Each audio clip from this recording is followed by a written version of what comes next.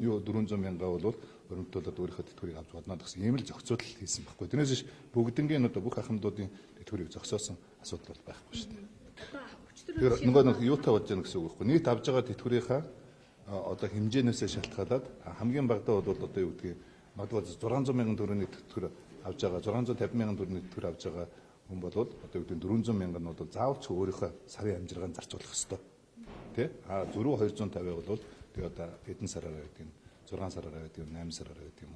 Тэгээд тэр зээлийн одоо тэтгэвэр барьцаалсан зээл авах юм болцоод байгаа. Ер нь манайх улс шиг ингэж энэ тэтгэвэр барьцаалдаг зээл өгдөг улсаар юм байдаг шүү дээ. Энд чинь нөгөө хар зээл өгдөг. Яг тэгвэл нөгөө ахмадууд маань өөрөө энэ чинь амьдрах хэрэгтэй шүү дээ. Тэгэд одоо ингээд сарын байнга одоо орлогогүй болцоод ингээд бүгдээрээ ингээд юм ядуурлаг бүртгэх юм эмзэг юу байж болохгүй шүү дээ. Ер нь бол ахмадын тэтгэвэр чинь барьцаалдаг зээл бол одоо улсаар юм байдгүй шүү дээ. Манайхаас босоод. Цагийн богисон дээр бас нэг шүүмжлэлтэй ер нь. Гэхдээ одоо тэгээ энэ ахмадын тэтгэврийг чинь барьцаалж ерөөс зээл болдгоо л байхгүй. Харин ч тэгээд одоо нэг ахмадууд дээр юм нэрэлцээ шаарддаг гараад байгаа учраас ямар ч байсан сар бүхнийх нь амжиргаанд хэрэгцээтэй мөнгийг баталгаажуулж өгье.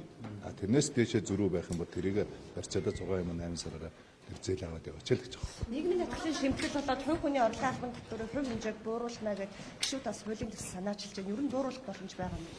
За орон зай маш бага. Гэхдээ яг мэдээж улсын их хурлын гишүүдийн одоо улс юу хууль санаачлах эрх нь бол байгаа.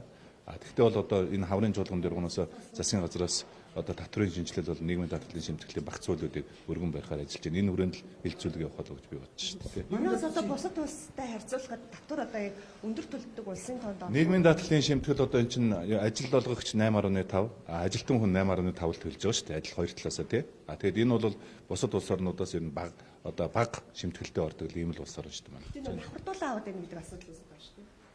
Яаж татварлуулж байгаа вэ? Муу ажилтнаас Гэхдээ энэ чинь хоёлоо хөрөмтлүүлэх хэрэгтэй шүү дээ. Тэрнээс ч одоо юу гэдгийг ажил олгогч нь хүнийг ажилд авчаад тий.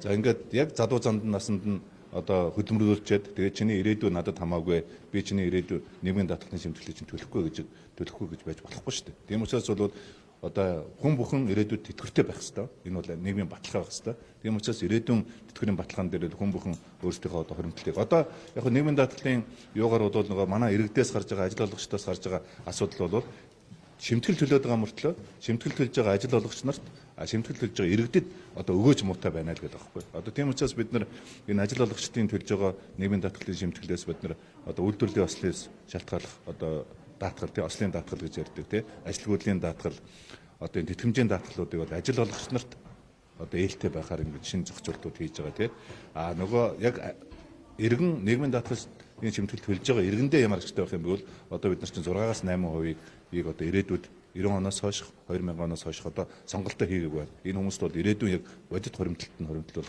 ийм л тогтолцооны шинжилэл хийх гэдэг байна шүү дээ. Гэвч ажил олгогч нар одоо төлж байгаа 12.5% шимтгэлээ ажилтныхаа тэтгэврт хувь нэмэр оруулах үүднээс одоо төлж гэнэ гэж ойлгочихсон боловч яг энэ нь одоо ажилтны тэтгэврт ямар ч нөлөөгүй гэдэг зүйлийг ярьж байна.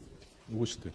Чи яалаа гэж нөлөөтэй байлгүй яг хүн чи одоо тэтгэвэр одоо жишээ нь энэ жил тэтгэвэр гаргаж байгаа хүн чинь тэтгэврээ тогтоолох чинь нийт авж байгаа цалингийнхаа 40-45% одоо яаж байгаа шүү дээ. Нөгөө төлсөн шимтгэлээс юу авж байгаа цалингаасаа шалтгаалж юугаа тэтгэврээ тогтоолгож байгаа шүү. Тийм учраас ирээдүйн тэтгэврийг бол ажил олгогчдод хоёулаа бүрдүүлж байгаа.